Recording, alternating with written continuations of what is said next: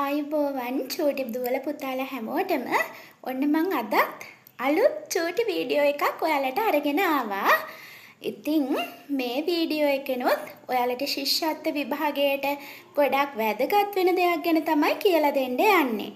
ඉතින් මේකත් ඔයාලට කියලා දුන්නට අමතක වෙන දෙයක්. ඒ හින්දා මම අදත් හිතුවා වෙනදා වගේම චූටි කවියකින් මේක කියලා දුන්නොත් හොඳයි කියලා ඔයාලට. ඉතින් අපි බලමුද මේ මොකක්ද කියලා. අපි ජලය පාඩමේදී ඉගෙන ගන්නවා මේ කියන දේ. ඒ තමයි ගංගා. ශ්‍රී ලංකාවේ ගංගා විශාල ප්‍රමාණයක් තියෙනවනේ. ඉතින් ඔයාලගෙන් ශිෂ්‍යත්ව ප්‍රශ්න පත්‍රයේදී මේ ගංගා මුහුදට වැටෙන තැන් ගැන අහනවා. ඉතින් ඔයාලා ඒක වරද්දනවා. ඒ හින්දා තමයි ඒක කියලා දෙන්න හිතුවේ අද වීඩියෝ එකෙන්. මගේ පුතාලා දන්නවා ශ්‍රී ලංකාවේ ගංගා ගොඩාක් තියෙනවා. ඒ ගංගා හැම එකක්ම අවසානයේදී මුහුද බලා තමයි ඇදෙන්නේ. ලංකාවේ තියෙන හැම ගංගාවක්ම අවසානයේ මුහුදට වැටෙනවා. ඉතින් ඒ මුහුදට වැටෙන්නේ කොතනින්ද කියලා තමයි අපි ඉගෙන ගන්න සූදානම් වෙන්නේ. එතකොට අපේ රටේ ප්‍රධානම ගංගා 4ක් තියෙනවා. මගේ පුතාලා දන්නවා ඇති ලංකාවේ ප්‍රධාන ගංගා 4. දන්නව නේද? මහවැලි කැලණි වලවේ කළු යන ගංගා සමනල කන්ද මුදුනේ සිට පැන නැංගා. අහලා තියෙනව නේද ඒ කවිය? ඉතින් ලංකාවේ ප්‍රධානම ගංගා 4 තමයි මහවැලි, කැලණි, වලවේ, කළු කියන ගංගා 4. මේ ප්‍රධානම ගංගා 4ම ආරම්භ වෙන්නේ සමනල කන්දෙන්.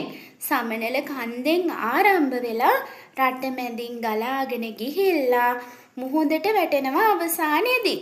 ඉතින් අපි බලමු මේ ගංගා මුහුදට වැටෙන්නේ කොහෙන්ද කියලා. ඒක චූටි කවියකින් අපි ඉගෙන ගමු. ත්‍රිකුණාමලයෙන් මහවැලි ගඟ මුහුදට වැටෙනවා. කොළඹ මෝදරින් කැලණිය ගඟ මුහුදට වැටෙනවා. කළුතර පෙදෙසින් කළු ගඟ මහ මුහුදට වැටෙනවා. වලවේ අම්බලන් තොටින් මුහුද බලා ඇදෙනවා. ගාලු පුරවරෙන් ගෙන් ගඟ මහ මුහුදට වැටෙනවා. මාතර පෙදෙසින් නිල්වල ගඟ මුහුදට වැටෙනවා. ඉතින් ඔන්න චූටි කවියක්. ඒකේ ගංගා 6ක් මුහුදට වැටෙන ස්ථාන කියලා දුන්නා. ඒ ගංගා 6ක් මුහුදට වැටෙන ස්ථාන ගැන මේ කවියේ සඳහන් වුණා. ඉතින් ඔන්න පළවෙනි ලංකාවේ දිගම ගඟ. ඔයාලා දන්නව ඇතිනේ ලංකාවේ දිගම ගඟ මහවැලි ගඟ.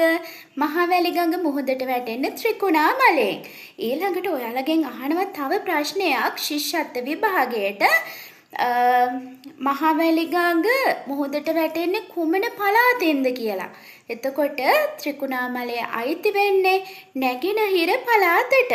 නැගෙනහිර පළාතෙන් තමයි නැගෙනහිර පළාතේ තමයි ත්‍රිකුණාමලය තියෙන්නේ. ඉතින් ත්‍රිකුණාමලයෙන් තමයි මහවැලි ගඟ මුහුදට වැටෙන්නේ. ඊළඟට කැලණි ගඟ.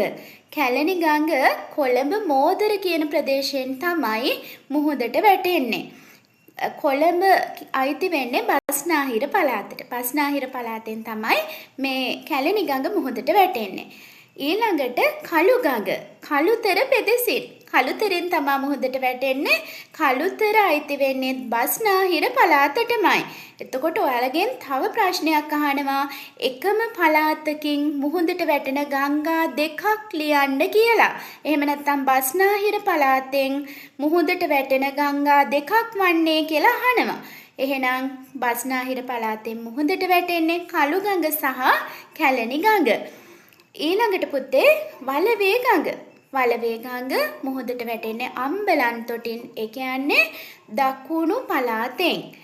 දකුණු පළාතෙන් මුහුදට වැටෙන ගංගා 3ක්ම තියෙනවා එතකොට නේද? ඊට වඩා තව තියෙනවා මේ ප්‍රධාන ගංගාවලින් තමයි අපි අරගෙන තියෙන්නේ ගිංගඟ.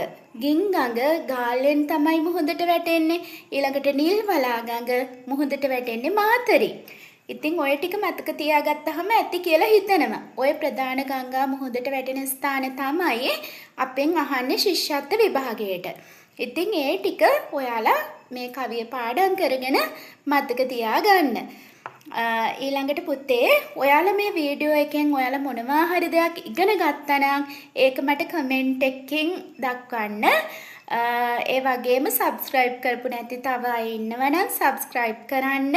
මොකද ඉදිරියටත් ඔයාලට මේ වගේ මතක තියාගන්න පහසු වීඩියෝස් බලා ගන්න පුළුවන් වෙනවා.